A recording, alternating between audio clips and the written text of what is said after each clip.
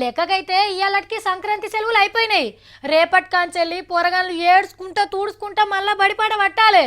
పండగ ముంగడిసని ఇంటికాడుండి మంచిగా ఎంజాయ్ చేసిరు కదా. సంక్రాంతి సెలవులు అయిపోయినాక బడి తెరిచినట్టే ఇవాళ అసెంబ్లీ తెరిచిండ్రు. మరి సెలవులల్లా లీడర్లు ఏం ప్రిపేర్ అయినరు, ఫస్ట్ నాడు ఏం మాట్లాడినరో అరుచుకుందామా. చలో అసెంబ్లీ. హైదరాబాద్ ని అందంగా తయారు చేసే ముచ్చట మీద నడిచింది ఇవాళ అసెంబ్లీ. పట్నంలో ఉన్న సమస్యలన్నీ ప్రతిపక్షాల లీడర్లు చెప్పుకొచ్చిండ్రు.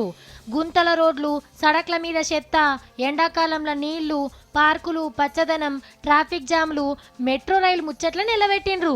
జిహెచ్ఎంసీ యొక్క వైఫల్యం కారణంగా, చేతగానితనం కారణంగా పార్కులు ఎండిపోతున్నటువంటి పరిస్థితి ఉన్నది. గ్రేటర్ హైదరాబాద్ లో ప్రజలు పన్నులు కడుతున్నారు.